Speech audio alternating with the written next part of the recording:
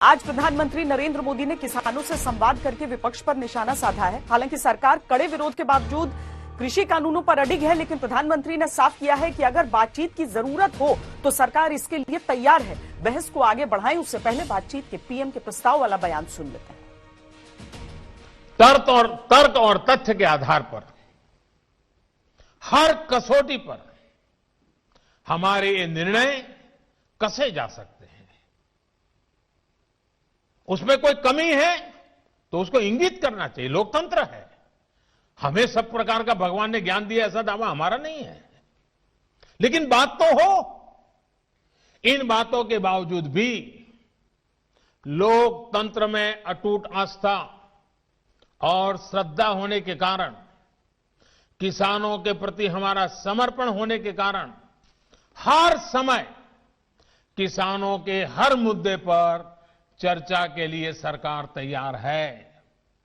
समाधान के लिए हम खुला मन लेकर के चल रहे हैं।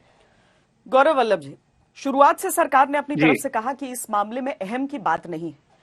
प्रधानमंत्री नरेंद्र मोदी ने एक बार फिर कहा कि हम बातचीत के लिए अभी भी तैयार हैं, लेकिन इसके बावजूद इस बात को बार बार कहते रहना कि जब तक तीनों कानूनों को हटाया नहीं जाएगा तो बात ही नहीं होगी, और राजनीति भी इस बात में एक तरह से कहें तो घी डालने का काम करे, तो यह मामला आप लोग भी तो आखिर चाहते ही होंगे ना कि समाधान निकले। बिल्कुल चाहते हैं श्वेता जी। हो क्या रहा है, प्रधानमंत्री जी दे रहे हैं टीवी पर सफाई और उनके मंत्री दे रहे हैं चिट्ठियों की दुहाई, पर दोनों ही नहीं चाहते किसान की भलाई। ये नटशेल में पिछले 31 दिन का एसेंस है, क्योंकि इनकी नीति है ढोंग की नीति और झूठ का प्रचार। ये इन 3 काले कानूनों को वापस लेना पड़ेगा सरकार आपको, और मैं इसका आपको कारण देता हूं, क्योंकि ब्रेक से पहले सुधांशु जी ने कई बातें कही। सुधांशु जी ने कहा 2011 में हमने कहा, पर उस समय आपकी सरकार थी, आपको देना चाहिए था। सुधांशु जी, हमारी सरकार ऐसे काले कानून नहीं लाई कि एपीएमसी को बाईपास करके प्राइवेट मंडियां खोल दी जाएगी, सूट बूट के दोस्त उस मंडियों के मालिक बन जाएंगे और किसान की फसल की उपज को औने पौने दामों में खरीदा जाएगा। ऐसे काले कानून हमारी सरकार नहीं लेके आई। सुधांशु जी, 10 साल सेवा करने का मौका 2004 से 14 जनता ने हमको भी दिया, पर कभी किसानों के ऊपर लाठियां नहीं बरसाई, कभी उनके ऊपर सर्दी के अंदर पानी का छिड़काव नहीं किया, उनको रोकने के लिए खड्डे नहीं खुदवाए रोडों पर। सुधांशु जी, आपकी नीति और नीयत दोनों खराब है, और उसका उदाहरण देता हूं। आपने 6 साल में 6,60,000 करोड़ रुपए अपने दोस्तों के जो बैंक बोरोवर्स थे उनके 6,60,000 करोड़ रुपए बट्टे खाते में डाले। क्या 1 रुपया भी आपने किसान का बट्टे खाते में डाला?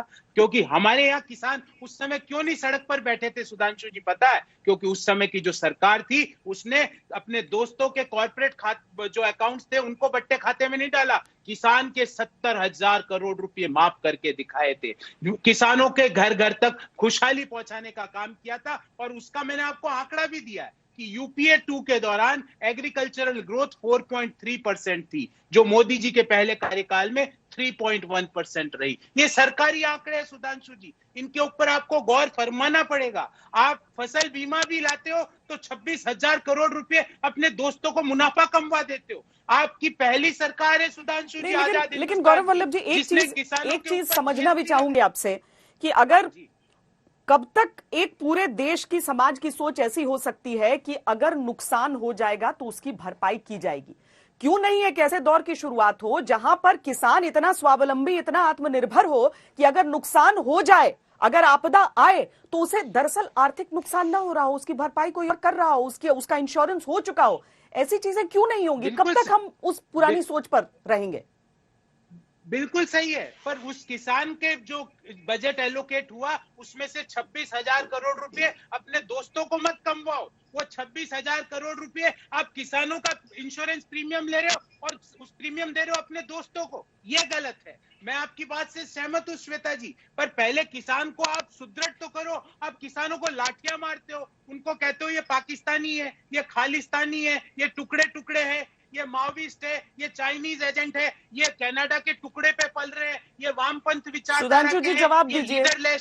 सुधांशु जी जवाब दीजिए इसका। एक मिनट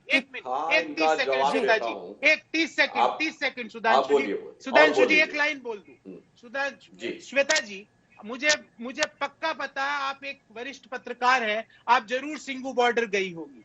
श्वेता जी, आपको वहां उनके चेहरे देख के आपको वो पाकिस्तानी लगे, आपको चाइनीज एजेंट लगे, वो टुकड़े तोड़ने के लिए यहाँ है, वो वामपंथी लगे, वो आपको देशद्रोही लगे क्या? मैं आपसे पूछना चाहता हूँ श्वेता जी। मुझे तो वो मेरे दादा, नाना, काका, ताऊ की शक्लें उनसे मिलती है, मुझे तो वो वैसे लगे। मुझे तो उनमें कोई भी पाकिस्तानी नहीं दिखा, मुझे तो कोई खालिस्तानी नहीं लगा। और रही बात श्वेता जी, 44 किसान की शहादत हो गई ठंड के कारण बॉर्डर पे बैठे बैठे। प्रधानमंत्री जी मन की बात कर रहे हैं, एक बार मुंह से तो बोल देते कि जिन लोगों की शहादत हुई उनके अच्छा, प्रति मेरी 30 सेकंड की बात आपने की थी गौरव वल्लभ जी। वैसे भी देखिए, सबको किसी ने भी ऐसा नहीं कहा था कि सारे आतंकवादी, सारे खालिस्तानी, लेकिन हाँ, कुछ सवाल उस बात पर जरूर उठाए गए थे कि कुछ पोस्टर्स क्यों थे, कुछ पोस्टर्स, एक खास तरह के पोस्टर क्यों थे, इस पर सवाल उठा था। किसान होने पर किसी को संशय नहीं है। जी सुधांशु जी, जवाब दीजिए। अब देखिए, मैं बताता हूं, किसी ने नहीं कहा किसानों के बारे में,